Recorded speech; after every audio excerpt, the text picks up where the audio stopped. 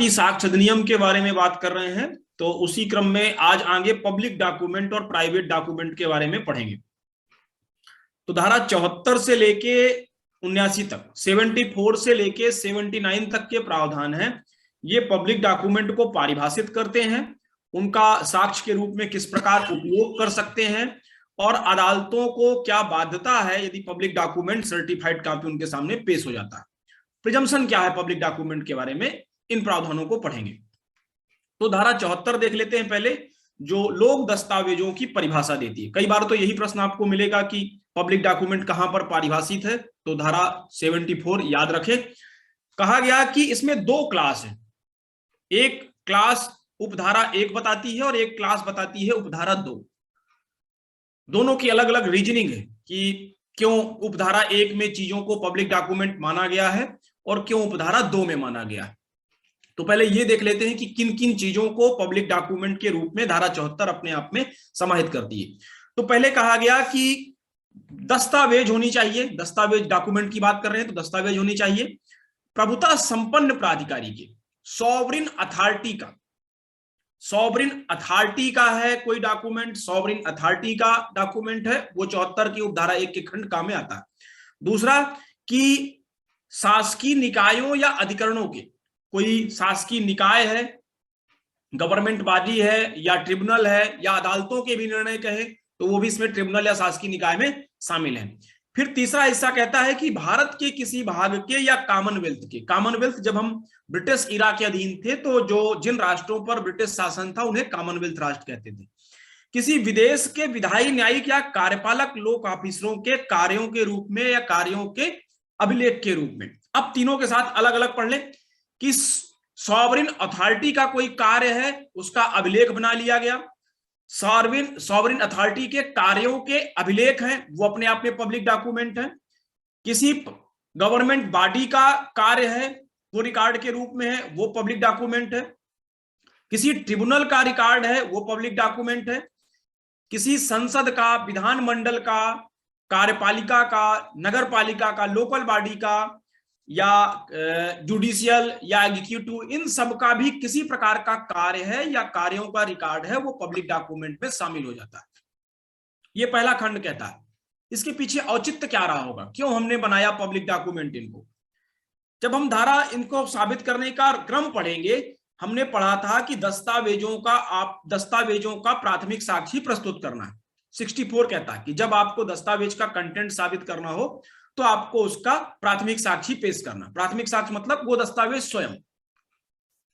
जब हमने 65 का खंड ई पढ़ा था, खंड ई में हमें मिला था कि लोक दस्तावेजों की प्रमाणित प्रति आप कोर्ट में द्वितीयक साक्ष्य के रूप में पेश कर सकते हैं।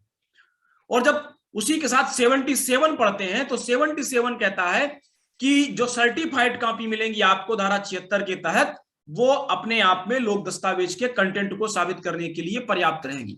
तो जो एक हमने सामान्य नियम पढ़ा कि जब आपको दस्तावेज के कंटेंट साबित करने हो तो आपको लोक दस्तावेज स्वयं प्रस्तुत करना होगा, उसका एक कह सकते हैं कि रिलैक्सेशन मिल जाता है कि हमें दस्तावेज प्रस्तुत करने की जरूरत नहीं है। इन सारी धाराओं का जो अर्थ निकलता हो यही है कि हमें इन दशाओं में यदि दस्तावेज पब्लिक डॉक्यूमेंट है तो हमें मूलतः दस्तावेज प्रस्तुत करने की जरूरत नहीं पड़ेगी। हम 76 में परिभाषित सर्टिफाइड कॉपी यदि पेश कर देंगे तो हमारा काम चल जाएगा। अब बात यह है कि किन दस्तावेजों को पब्लिक डॉक्यूमेंट माने। तो कहा गया कि जो सॉवरिन अथॉरिटी है, मतलब कोई राज्य है, जैसे हम सॉवरिन स्टेट हैं, अमेरिका सॉवरिन स्टेट है, ब्रिटेन सॉवरिन स्टेट है, तो पहला हिस्सा कहता है कि इन सॉवरिन स्टेट के कार्यों का कोई लेख है, इन सॉवरिन स्टेटों के कार्यों का कोई रिकॉर्ड है, उसको हम पब्लिक डॉक्यूमेंट मान लेते हैं। दूसरा खंड कहता है कि जो गवर्नमेंट बॉडी है या ट्रिब्यूनल है, उनके कार्यों या कार्यों के अभिलेख को हम मान लेते हैं पब्लिक डॉक्यूमेंट। तीसरा कहा कि किसी विदेश के विधानमंडल का, कोई विधानमंडल मतलब अपने यहाँ जो स्टेट लेजिस्लेचर और पार्लियामेंट, तो कहता है कि स्टेट लेजिस्लेचर का या पार्लियामेंट का कोई कार्य है या कार्यों का रिकॉर्ड है, उसको भी पब्लिक डॉक्यूमेंट मान लेते हैं। फिर कहता है कि विधायी या न्यायिक कार्यों के रूप का, न्यायिक या कार्यपालिका कि लोक ऑफिसरों का जैसे जो शासन चलता है वो पब्लिक गवर्नमेंट ऑफिसर्स के माध्यम से चलता है, तो कहता है इन गवर्नमेंट ऑफिसर्स के कार्यों का कोई रिकॉर्ड है वो भी पब्लिक डॉक्यूमेंट है, जुडिशियल ऑफिसर्स के कार्यों का कोई रिकॉर्ड है वो भी पब्लिक डॉक्यूमेंट है। इनको हमने पब्लिक डॉक्यूमेंट मान लिया। और अब जब हम 76, 77 और 65E को एक साथ पढ़ते हैं तो उसका भावार्थ यह निकलता है कि हमें यहां पर इन पब्लिक डॉक्यूमेंट को मूलतः कोर्ट लेके जाने की जरूरत नहीं पड़ेगी। क्या औचित्य रहा होगा, क्यों ऐसा रिलैक्सेशन दे दिया गया? बाकी डॉक्यूमेंट के बारे में तो ऐसा कोई रिलैक्सेशन नहीं है, क्यों इसको दे दिया गया? तो ध्यान रखें कि इसके पीछे एक अथॉरिटी,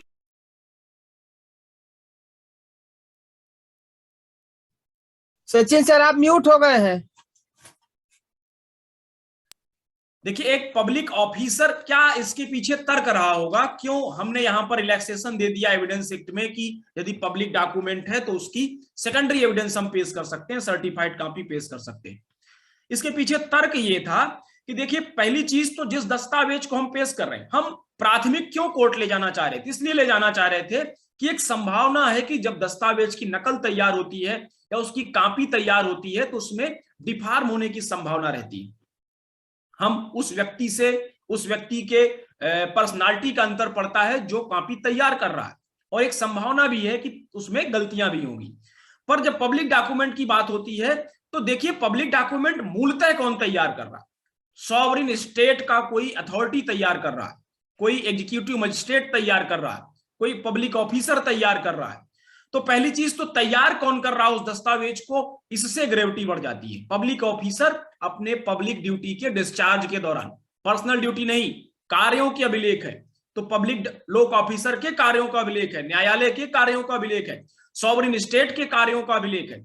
तो तैयार कौन कर रहा है, इससे ग्रेविटी बढ़ जाती है। दूसरा कि फिर वो रखा कहां हुआ है, वो पब्लिक ऑफिसर की कस्टडी में रखा हुआ है।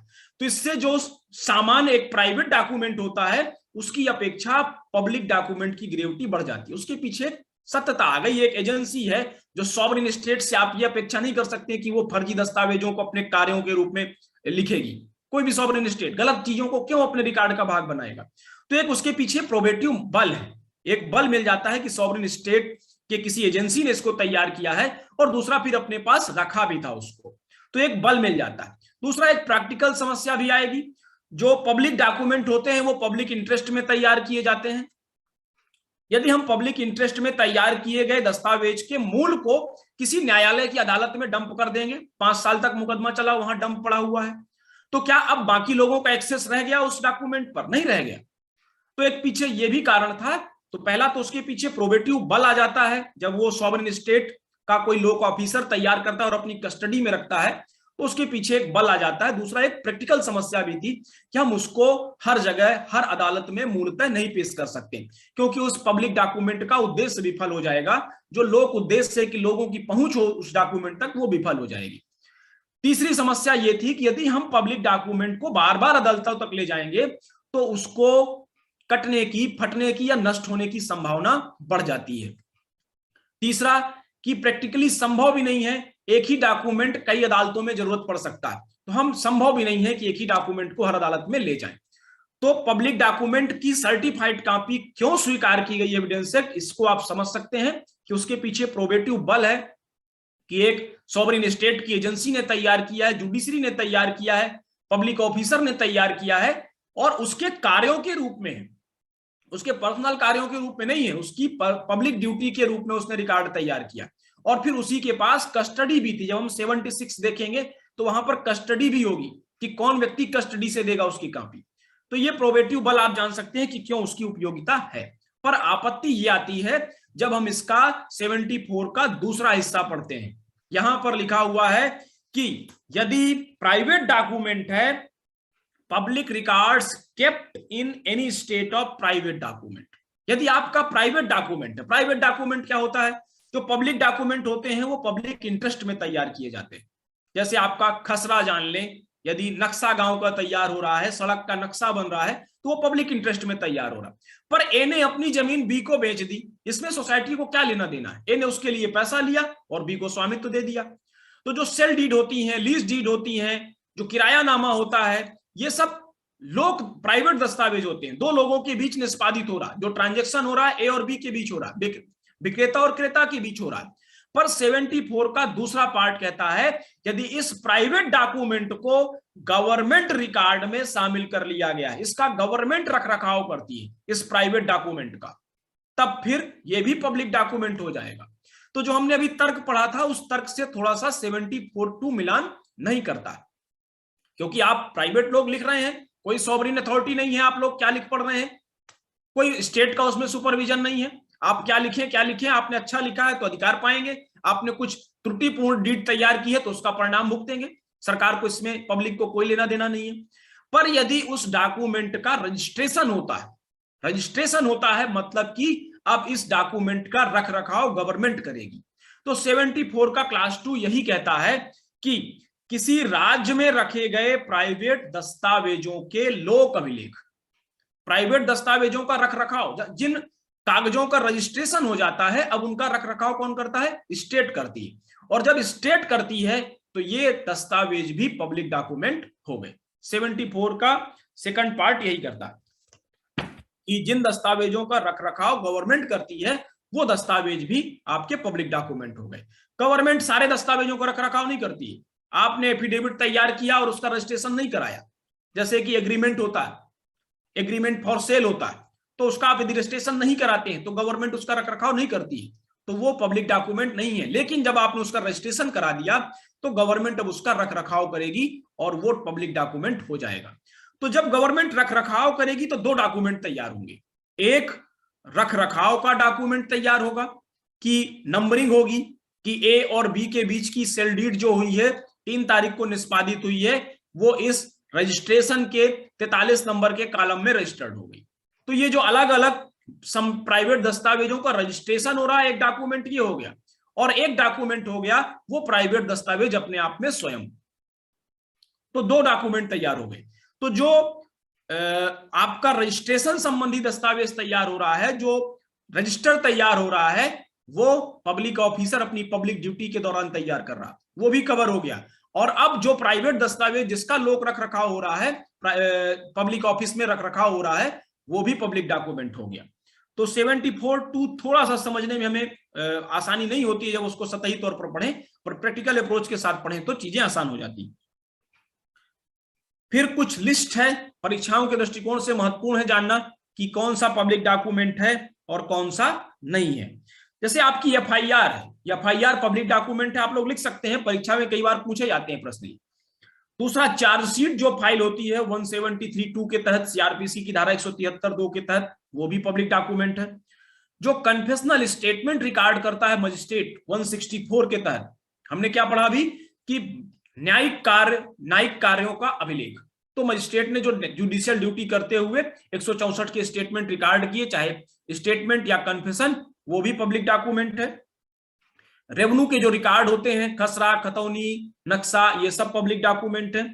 जो निर्वाचन नामावली होती है, इलेक्टोरल रोल, कल मतदान दिवस है, मतदाता दिवस है, उसी से आप ध्यान रख सकते हैं कि जो मतदाता सूची तैयार होती है वो भी पब्लिक डॉक्यूमेंट है। जैसे वक्फ डीड हो गई, अब वक्फ डीड को आपने रजिस्टर्ड करा दिया तो वो भी पब्लिक डॉक्यूमेंट है। कुछ चीजें पब्लिक डॉक्यूमेंट नहीं है, उनको भी जानना जरूरी है। जैसे कई बार परीक्षाओं में आता है कि 161 के तहत जो कथन रिकॉर्ड किया गया वो पब्लिक डॉक्यूमेंट नहीं है। 161 सीआरपीसी के तहत जो कथन रिकॉर्ड होता है वो पब्लिक डॉक्यूमेंट नहीं है। इसी तरह जो पोस्टमार्टम रिपोर्ट होती है या इंक्वेस्ट रिपोर्ट होती है वो भी पब्लिक डॉक्यूमेंट नहीं है। जो वादपत्र, जो पिटीशन दायर करता है पक्षकार, वो पब्लिक डॉक्यूमेंट नहीं है। और पिटीशन के जवाब में जो रिटन स्टेटमेंट आता है वो भी पब्लिक डॉक्यूमेंट नहीं है। तो परीक्षाओं में कई बार पूछता है, तो आप इसकी अलग अलग एक लिस्ट बना सकते हैं कि कौन सा पब्लिक डॉक्यूमेंट है और कौन सा नहीं है। अब बात करते हैं, आगे आते हैं कि प्राइवेट दस्तावेज क्या होते हैं। तो प्राइवेट दस्तावेज की यही परिभाषा है कि जो चीजें पब्लिक डॉक्यूमेंट नहीं है, जो 74 के कोई भी दस्तावेज जो 74 की परिभाषा में नहीं आता है वो प्राइवेट दस्तावेज, बस उसकी एक लाइन की परिभाषा है। तो ये ध्यान रखिएगा, परीक्षा में आता है कई बार कि प्राइवेट दस्तावेज है, उसकी परिभाषा अलग दे देगा। तो प्राइवेट दस्तावेज की परिभाषा सिर्फ इतनी है कि दस्तावेज को 74 के क्राइटेरिया में नहीं आना चाहिए, यदि 74 के क्राइटेरिया में नहीं आ रहा तो वो पब्लिक डॉक्यूमेंट नहीं है। अब बात करते हैं 76 की। ये जो पब्लिक डॉक्यूमेंट आपको 74 में तैयार हुआ है, 76 कहता है कि इसकी आप सर्टिफाइड कॉपी प्राप्त कर सकते हैं। सर्टिफाइड कॉपी कौन देगा, क्यों देगा आपको, तो वो 76 बताता है। 76 कहता है कि यदि जो पब्लिक डॉक्यूमेंट आपने 74 में पढ़ा वो किसी पब्लिक ऑफिसर की कस्टडी में और किसी व्यक्ति को उसके इंस्पेक्शन करने का राइट है। देखिए 76 कहता है किस व्यक्ति को मिलेगा सर्टिफाइड कॉपी। शर्त एक है कि आपको उस दस्तावेज के निरीक्षण करने का अधिकार होना चाहिए। जिस व्यक्ति को दस्तावेज के निरीक्षण करने का अधिकार है उसी को 76 के तहत कॉपी मिलेगी। अब आज स्थितियां जरूर बदल गई हैं, आरटीआई एक्ट आ गया है, पर हम 1872 की स्थिति पढ़ रहे हैं कि किस व्यक्ति को सर्टिफाइड कॉपी मिलेगी। जिस व्यक्ति को लोक दस्तावेज को निरीक्षण करने का अधिकार है उसी को सर्टिफाइड कॉपी मिलेगी। और वो कहां होना चाहिए, पब्लिक डॉक्यूमेंट जो कि किसी लोक ऑफिसर के अभिरक्षा में। जिस व्यक्ति को ऐसा इंस्पेक्शन करने का राइट है वो यदि मांग करे उस पब्लिक ऑफिसर से, जिस ऑफिसर की कस्टडी में पब्लिक डॉक्यूमेंट है उससे मांग करेगा, और उसके यदि शुल्क कोई निर्धारित है तो वो शुल्क भी जमा करेगा। और शुल्क जमा करने के बाद जो पब्लिक ऑफिसर जिसकी अभिरक्षा में, जिसकी कस्टडी में रिकॉर्ड था, वो एक प्रमाण पत्र लगाएगा, एक कॉपी तैयार करेगा मूल की, और उस पर एक प्रमाण पत्र लगाएगा। प्रमाण पत्र किस संबंध में लगाएगा कि ऐसी दस्तावेज जो उसने तैयार की है कॉपी, मूल का शुद्ध भाग है। पहला ये उसकी जेन्युइननेस के बारे में टिप लगाएगा। दूसरा कि वो ये भी करे, अपना डेट डालेगा उस पर, अपने पद मुद्रा लगाएगा। यदि उसके पास कोई सील है, शासन ने उसको मुद्रा का उपयोग करने के लिए अधिकृत किया है तो उस पर मुद्रा लगाएगा, अपने पद का नाम लिखेगा। और यदि ऐसा कर देता है, वो टिप लगा देता है, तो जब आप पब्लिक डॉक्यूमेंट को साबित करना चाहें या ना साबित करना चाहें, हमने पढ़ा था, अभी देखिएगा 79 में इस पब्लिक डॉक्यूमेंट की सर्टिफाइड कॉपी के बारे में प्रिजम्पशन भी है। तो जब आप प्रिजम्पशन को रिवर्ट करेंगे, आप किसी भी पक्ष से रहें या जज के तौर पर रहें, तो आपको ये देखना है कि क्या ये खंडित हो पाया या नहीं। तो पहली चीज आपको क्या देखना है कि ये पब्लिक डॉक्यूमेंट है या नहीं है, 74 का मापदंड देखना है। दूसरा मापदंड आपको देखना है कि क्या ये पब्लिक ऑफिसर की अभिरक्षा में था या नहीं दस्तावेज। देखिए जो प्रोबेटिव वैल्यू 77 में इसको मिलती है ना, तो इन शर्तों को पूरा करने के बाद मिलती है कि लोग दस्तावेज होना चाहिए, लोक ऑफिसर की अभिरक्षा में होना चाहिए, जिस व्यक्ति ने ली है उसको निरीक्षण करने का अधिकार होना चाहिए, और उसके बाद उस पब्लिक ऑफिसर की टीप लगी होनी चाहिए, प्रमाण पत्र होना चाहिए उस कॉपी पर कि ये सत्य प्रति है, जेन्युइन है, और उस पद लोक ऑफिसर का नाम हो, उसका पद नाम हो, उसकी मुद्रा लगी हो, और उसके द्वारा डेट डालकर हस्ताक्षर किए गए हो। यदि इतनी चीजें होती हैं तब हम उसको सर्टिफाइड मान सकते हैं। ये यही सर्टिफाइड कॉपी कहलाती है। और यही आप 65E में देख रहे थे, तो 65E कहता है कि आप यही कॉपी पेश कर सकते हैं। एक बार देख लें 65E धारा 65 का खंड ई देखें, वो यही कहता है when the original is a public document with in the meaning of section 74। मतलब पब्लिक डॉक्यूमेंट का आप सर्टिफाइड कॉपी पेश कर सकते हैं। अब इस सर्टिफाइड कॉपी की उपयोगिता के बारे में 77 बताता है कि ऐसी प्रमाणित प्रतियां जो आपने 76 के तहत सर्टिफाइड कॉपी पब्लिक ऑफिसर से प्राप्त की है, उसकी प्रमाणित प्रतियां उन लोक दस्तावेजों की, जिस लोक दस्तावेज की वो सर्टिफाइड कॉपी है, मतलब मूल की या मूल के किसी भाग की अंतर वस्तु के सबूत के रूप में पेश की जा सकेंगी। जो सर्टिफाइड कॉपी यहां 76 में तैयार हुई वो या तो पूरे मूल की हो सकती है या मूल के किसी पार्ट की हो सकती है। तो कहता है 77 कि ये यदि मूल की सर्टिफाइड कॉपी है तो पूरे मूल को साबित कर सकती है, और यदि मूल के किसी पार्ट की है तो उस पार्ट को साबित करने के लिए पर्याप्त होंगी, सबूत के रूप में पेश की जा सकेंगी। 77 वहां पर उसकी एविडेंशियल वैल्यू को बढ़ा देता है। तो जो हमने अभी एक नियम पढ़ा था कि आपको हमेशा प्राथमिक साक्षी पेश करना है, तो इन तीनों धाराओं को जब आप एक साथ पढ़ें 74, 76, 77 और 65E, तो वहां से आपको निष्कर्ष निकल के आता है कि आप सर्टिफाइड कॉपी पेश कर सकते हैं। स्पष्टीकरण जो 76 का है वो एक चीज बताता है कि अभिरक्षा किस लोक ऑफिसर से आप मानेंगे कि वो लोक ऑफिसर आपको सर्टिफाइड कॉपी दे सकता है। तो स्पष्टीकरण कहता है जो कोई ऑफिसर पदी कर्तव्य के मामूली अनुक्रम में ऐसी प्रतियां प्रदान करने के लिए प्राधिकृत है वह इस धारा के अंतर्गत ऐसी दस्तावेजों की अभिरक्षा रखता है। यह समझा जाएगा। अभिरक्षा की बात हो रही है स्पष्टीकरण में। अब इसी के साथ एक और प्रावधान देख लेते हैं 79 प्रजम्पशन की बात करता है। जब हमने शुरुआती दौर पर एविडेंस एक्ट पढ़ा था तो वहां पर हमें प्रजम्पशन 3 तरह के मिलते थे, मे प्रजूम, शैल प्रजूम और कंक्लूसिव प्रूफ। तो जो 79 है वो शैल प्रजूम की बात करता है, मतलब प्रिजम्पशन ऑफ लॉ की बात करता है। यहां न्यायालय की बाध्यता है, यदि आपने न्यायालय के सामने सर्टिफाइड कॉपी पेश कर दी या कोई प्रमाण पत्र पेश कर दिया या अन्य दस्तावेज पेश कर दिया जिसका कि लॉ ने कहा है कि आप इसकी सर्टिफाइड कॉपी पेश कर सकते हैं, यदि ऐसा दस्तावेज आपने पेश कर दिया तो 79 कहता है कि वहां पर न्यायालय 2 चीजों की उपधारणा करेगा। पहली यह उपधारणा करेगा कि यह सर्टिफाइड कॉपी जेन्युइन है, उसके असली होने के बारे में, मूल के बारे में नहीं करेगा कि मूल प्रॉपर तैयार किया गया था, नहीं, ये जो इसकी कॉपी तैयार की गई है उस कॉपी के बारे में उपधारणा कर रहा है कि ये कॉपी ठीक है, असली है।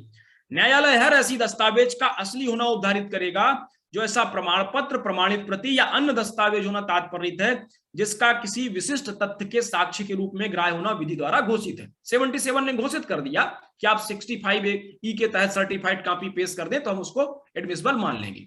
तो अब जब आपने सर्टिफाइड कॉपी पेश हो गई तो 79 ने कहता है न्यायालय के लिए कि न्यायालय अब इस सर्टिफाइड कॉपी के जेन्युइन होने के बारे में प्रिजम्पशन करेगा, न्यायालय की बाध्यता है। तो पहला ये हो गया। और दूसरा वो ये भी प्रिजम्पशन करेगा कि सर्टिफाइड कर कौन रहा है, केंद्र सरकार का कर्मचारी करेगा, राज्य सरकार का कर्मचारी करेगा, लोकल बॉडी का कर्मचारी करेगा, या जम्मू कश्मीर की स्थिति जब अलग थी तो जम्मू कश्मीर का कर्मचारी करेगा। तो पहली उदाहरण तो यह हो गई कि असली है, और दूसरी उदाहरण क्या हो गई, और जिसका केंद्रीय सरकार, राज्य सरकार के किसी ऑफिसर, जम्मू कश्मीर राज्य के किसी ऑफिसर द्वारा सम्यक रूप से प्रमाणित होना तात्पर्य है। तो जबकि ऐसी दस्तावेज सारतः उस प्रारूप में तथा ऐसी रीति में निष्पादित हुई हो जो विधि द्वारा तन्निमित निर्दिष्ट हो, मतलब प्रॉपर निष्पादित हुई हो। ये दूसरी उपधारणा न्यायालय कर रहा है। न्यायालय यह भी उपधारित करेगा कि कोई ऑफिसर, पहली उपधारणा हो गई उसके असली होने के बारे में, और दूसरी उपधारणा ये हो गई कि कोई ऑफिसर जिसके द्वारा ऐसी दस्तावेज का हस्ताक्षरित या प्रमाणित होना तात्पर्य है वह उस पदीय हैसियत को जिसका ऐसे कागज में लिखा गया उसकी हैसियत दावा करता है उस समय रखता था जब उसने हस्ताक्षर किया था। तो 2 प्रिजम्पशन है यहां पर 79 में, एक असली होने के बारे में है और दूसरा उस पब्लिक ऑफिसर के बारे में है। 76 में जो पब्लिक ऑफिसर है, जो टीप लगाता है, जो प्रमाण पत्र देता है, जो अपनी सील लगाता है, नाम लिखता है कि वो उस पद को धारण कर रहा था, सर्टिफाइड कॉपी में लिखा हुआ है कि एसडीएम साहब ने इसको प्रमाणित किया है। तो कोर्ट प्राइमा फेसाई एक प्रिजम्पशन करके चलता है कि नहीं, ये एसडीएम ने प्रमाणित किया है। अब सामने वाला पक्ष जिसको ना साबित करना उसकी जिम्मेदारी है कि वो डिस्प्रूव करे। हमने बात की थी कि पब्लिक डॉक्यूमेंट पेश हो गया तो उसको आप डिस्प्रूव कैसे कर सकते हैं। तो इसका जो प्रोविजो है वो आपको विकल्प देता है कि आप किस तरह से डिस्प्रूव कर सकते हैं पब्लिक डॉक्यूमेंट को। कहता है कि परंतु यह प्रिजम्पशन तब होगा जबकि ऐसी दस्तावेज सारतः उस प्रारूप में हो तथा ऐसी रीति से निष्पादित हुई हो, तात्पर्य हो जो विधि द्वारा तन्निमित विनिर्दिष्ट है। मतलब यदि कानून ने कहा था कि ये डीड तब कंप्लीट होगी जब इसका रजिस्ट्रेशन हो जाएगा, कानून ने कहा था कि ये डीड तब कंप्लीट होगी जब ये 1000 रुपए की स्टाम्प पर लगी हो, और यदि 1000 रुपए की स्टाम्प पर नहीं लगी हुई है तो वो तो मूल ही चैलेंज हो गई, तो उसकी सर्टिफाइड तो बाद में हम ग्राह्य करेंगे। तो मूल को आप चैलेंज कर सकते हैं। यही लिखा हुआ है कि परंतु यह तब जबकि ऐसी दस्तावेज, जो मूल दस्तावेज है, वो सारतः उस प्रारूप में हो तथा ऐसी रीति में निष्पादित हुई तात्पर्य हो जो विधि द्वारा तन्निमित निर्दिष्ट है। मतलब यदि मूल दस्तावेज ही प्रॉपर निष्पादित नहीं हुई है, पब्लिक डॉक्यूमेंट नहीं बन पाई है, तो फिर हम ये प्रिजम्पशन नहीं करेंगे कि मूल दस्तावेज ही चैलेंज हो गई, तो फिर प्रिजम्पशन यहां पर नहीं होगा। तो ये 79 उसके प्रिजम्पशन के संबंध में बात करती है। तो पब्लिक लोक दस्तावेज के बारे में आपको मुख्य परीक्षा में भी प्रश्न मिलेंगे, प्री एग्जाम में भी कई बार यहां से प्रश्न पूछे जाते हैं, तो इन सारी चीजों को एक साथ पढ़ सकते हैं। जो 78 है वो एक अलग क्राइटेरिया बना देती है कि सिर्फ ऐसा नहीं है कि आप पब्लिक डॉक्यूमेंट को या तो मूलतः पेश कर सकते हैं या सर्टिफाइड कॉपी पेश कर सकते, ऐसा नहीं है। 78 ने एक अलग लिस्ट बना दी है कि यदि चीजें इस नेचर की हैं, पब्लिक डॉक्यूमेंट का नेचर ये है जो 78 ने बताया है, तो फिर आप 78 में बताया गया एविडेंस भी पेश कर सकते हैं।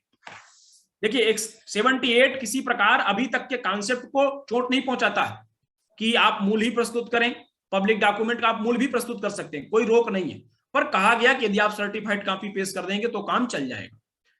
अब ऐसा नहीं है कि आपको हर परिस्थिति में सर्टिफाइड कॉपी ही पेश करना। 78 ने कुछ क्लास बना दी कि यदि आपका दस्तावेज है 78 में बताए गए तरीके का है, तो फिर आप 78 में बताए गए उपायों के माध्यम से भी उन तथ्यों को साबित कर सकते हैं। 78 में पहले कहा कि केंद्रीय सरकार के एक लिस्ट दी हुई है, उस लिस्ट को आप देख सकते हैं कि एक लिस्ट है कि यदि विधानमंडल की कार्यवाही है तो विधानमंडल क्या करती है, पार्लियामेंट अपनी कार्यवाहियों को प्रकाशित करती है। पार्लियामेंट की आप कार्रवाइयां देखें या विधानमंडल की कार्रवाइयां देखें तो वहां पर आपको सर्टिफाइड कॉपी लेने की जरूरत नहीं है, वो विधानमंडल अपनी कार्रवाइयों को प्रकाशित करता है और उसका प्रकाशन आप दे दें तो काम चल जाएगा। केंद्रीय सरकार के किसी विभाग के क्राउन रिप्रेजेंटेटिव के या किसी राज्य सरकार के विभाग के कार्य आदेश अधिसूचनाएं उन विभागों के अभिलेखों द्वारा जो क्रमशः उन विभागों के मुख्य पदाधिकारियों द्वारा प्रमाणित है। अब कहा गया कि यदि पब्लिक डॉक्यूमेंट आपका इस नेचर का है कि वो किसी केंद्रीय सरकार के किसी विभाग का है, क्राउन रिप्रेजेंटेटिव के किसी विभाग का है, या राज्य सरकार के किसी विभाग के कार्य है, आदेश है या अधिसूचना है, तो ये पब्लिक डॉक्यूमेंट है।